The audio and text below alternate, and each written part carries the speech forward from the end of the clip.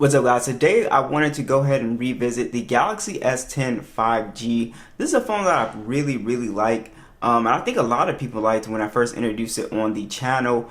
Even though these phones are kind of hard to find unlocked, you can find them unlocked. I just went with the Verizon version on Amazon, and it's come down in price a little bit to $225. So it's definitely less expensive than when I bought it.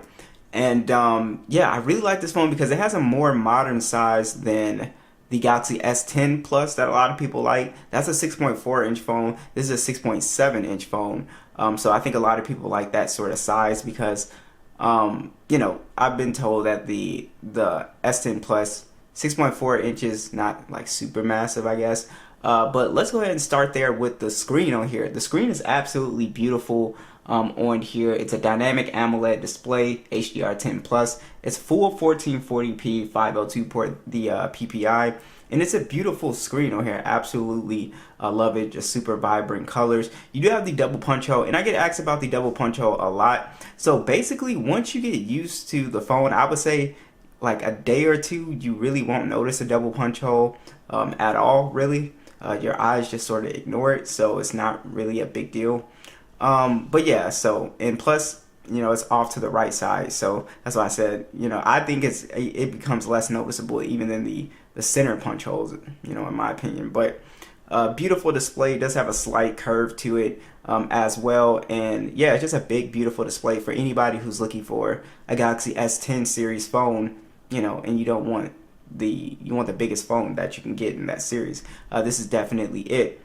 So this phone's design is also pretty similar to all of the rest of the S10 series phones. Glass and metal device. It's got the same camera design, but there is a hardware difference with this phone. So this phone does not have any type of SD card support. It still retains the headphone jack, but there's no SD card support. But with the base model on this phone, it is 256 gigs of internal storage and then 8 gigs of RAM. So if you don't find yourself recording a lot of video or saving a lot of, or just downloading a lot of games and stuff like that, I think the 256 is definitely fine for most people. Also, this phone, performance-wise, I dropped a full gaming test last year, and man, it was pretty impressive, guys. If you guys didn't check that out, play Genshin, you know, Call of Duty, PUBG. It did a fantastic job. The Snapdragon 855 chip is still extremely efficient when it comes to gaming. I was gaming for a good amount of time, and this phone had no issue. So like I said, old flagships are just excellent for anybody who wants to game on their phone and not spend a ton of money. You get great settings, great performance. You don't get a lot of the overheating problems and the phone getting really hot that you will get with the newer phones. So I absolutely love the gaming performance on here. Alright, so I do want to talk about the software with this phone because this phone, last update, it did get the One UI 4.1 update on Android 12, and it's been running pretty smooth. I haven't had any issues. It's in the same boat as the rest of the S10 series phones as far as software updates. It will only get security patches for I think the next 2 to 3 years. So that's, you know, the boat it's in. This phone does have Samsung desktop support on here. Basically all of your flagship features, secure folders, reverse wireless charging, NFC is on here, IP68 dust and water resistant is on here. So a lot of your main software features are still on here. So you still get a very premium you know, experience on this phone. And like I said, buttery smooth on here. Haven't had any issues with performance. So that's always kind of a thing you worry about with, you know, these software updates on older phones, is are they going to mess it up? And this phone does a pretty good job at that. It stays pretty smooth for the most part, so I have no complaints. I also want to talk about the speaker quality.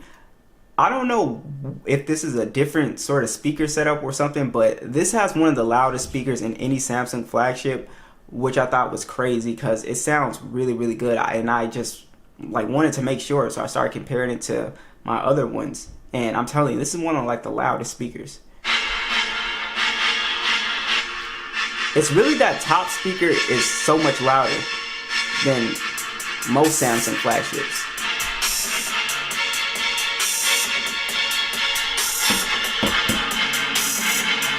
Especially if when you put it down on a flat surface, it's just super loud.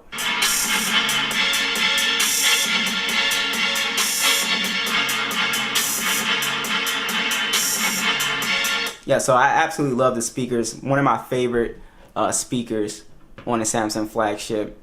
Just sounds really, really, just full, great bass, good mids and highs. Very impressive speakers. All right, so I do want to go ahead and talk about the fingerprint scanner as well. That works really well. And then you also can take advantage of the face unlock as well too. So like I said, you still get a very premium smartphone experience for very cheap. Is one of the things that I really love about this phone. And like I said, a lot of you guys are gonna like the actual size of this phone because unlike again the S10 Plus, this one is actually I guess more modern in terms of size. Now the S10 5G does take some pretty good photos still. It has a triple camera setup, a 12 megapixel standard, a 12 megapixel telephoto. It does 2x optical, and then a 16 megapixel ultra wide. And then you have a 0.3 depth sensor, 4K 60 video, and then a 10 megapixel selfie cam on here. And then you also have a depth sensor that shoots in 4K 60 as well for the front cam. And you're going to get some great photos on here for sure. As an older flagship, I think the image quality looks fine on this phone. And again, it suffers from, I think, what most older flagships, if you sort of take it out of really good lighting, it'll sort of get soft. But if it's in good lighting, it's going to take an absolutely great photo. I thought, if you're in good lighting condition, very crispy, good dynamic range, great detail. Yeah, I just think it does a fantastic job, even with video as well too.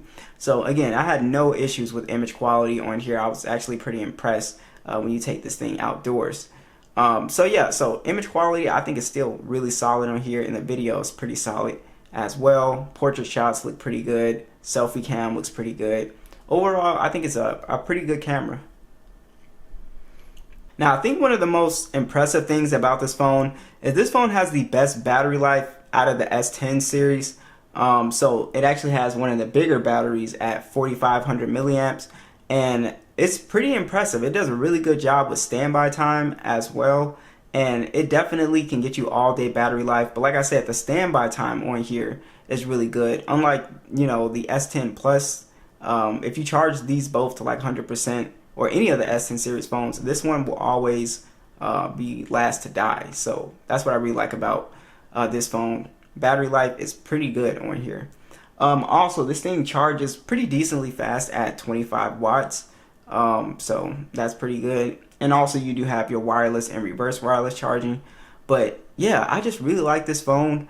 I think a lot of people forget about this phone since, and again, a lot of people probably don't like the fact that they took away the SD card with this phone. But like I said, if you want a phone with a headphone jack that's super cheap, beautiful screen, beautiful big screen, then yeah, I have a comparison with the S10 Plus sort of going over that.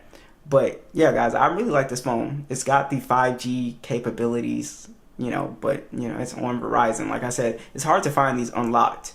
But yeah, so I think it's a pretty solid phone, guys. What do you guys think?